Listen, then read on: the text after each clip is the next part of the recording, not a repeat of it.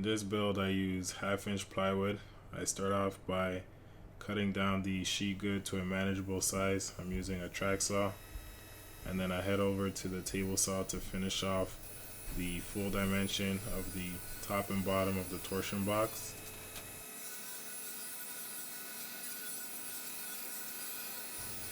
And then with the remaining pieces, I was able to cut the sides of the torsion box, the end sides of the torsion box, and also the middle piece for support.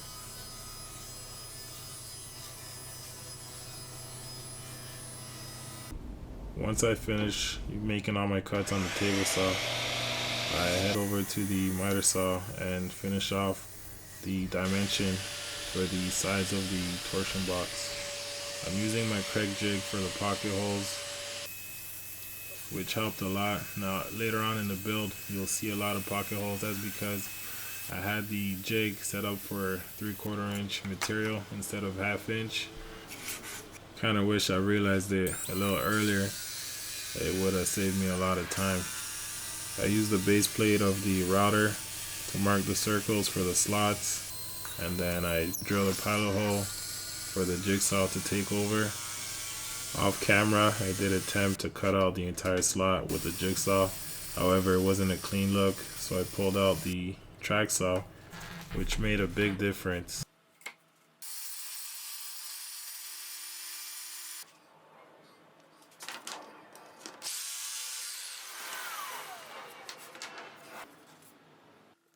I'm using a base plate with a guide bushing from Mousecraft along with a nub cut spiral bit. Once I made my first template, I used it for the remaining parts of the torsion box. Saved me a lot of time rather than using a jigsaw and the track saw for each piece. Once I made all my cuts, I grabbed my compact router to clean the edge with a round over bit. Finally, it's time to assemble the torsion box. I'm using 1 inch pocket hole screws. Now as you can see, there's a lot of pocket holes, only because I had the wrong setting on the Craig jig. As I mentioned earlier, you don't have to make holes for the top portion of the pieces if you're planning on screwing it down from the top surface of the torsion box. Since I have the template left over from the cutouts, I end up adding it to the torsion box for additional support.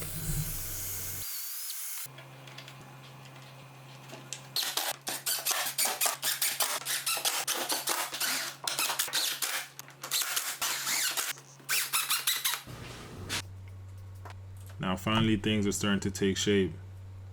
I end up using flooring screws to secure the top surface to the torsion box. As always, you always want to pre-drill and then screw in the screw.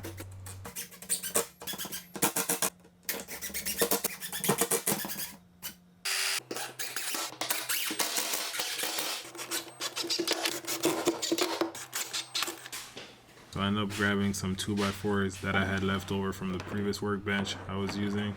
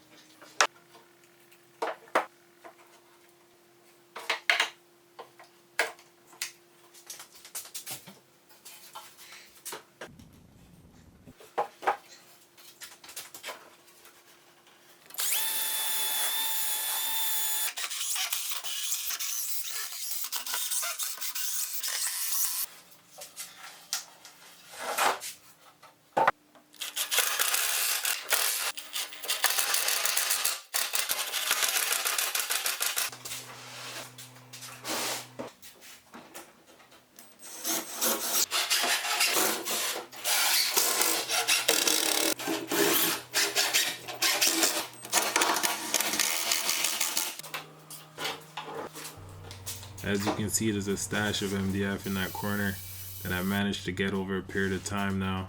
I'm planning on either building cabinets with them or some type of miter saw station. Who knows, only time will tell. But here I'm just cutting a sheet of MDF for the bottom portion of the assembly table.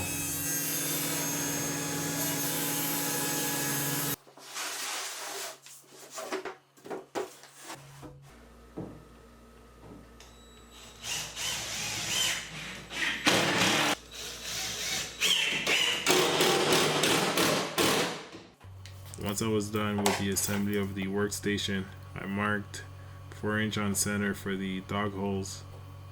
I used my drywall square to make my markings. For the dog holes, I ended up using a 1" Forstner bit, which was a mistake. I finished off that first row and then I switched over to a 3/4" Forstner bit.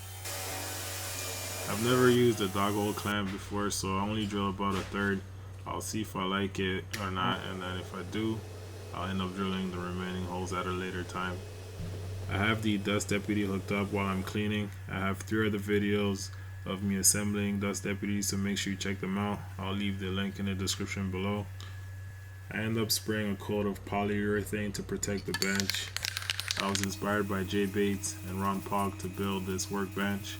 Hopefully I can inspire someone else to build one. This is a compact one, 3 by 6 feet, which fits the size of the workshop that I'm working with. Now this is it, guys. Thanks for watching. If you have any comments or questions, make sure you leave them in the comment box below. If you like the video, make sure you smash that like button. Also, don't forget to subscribe. See you on the next one.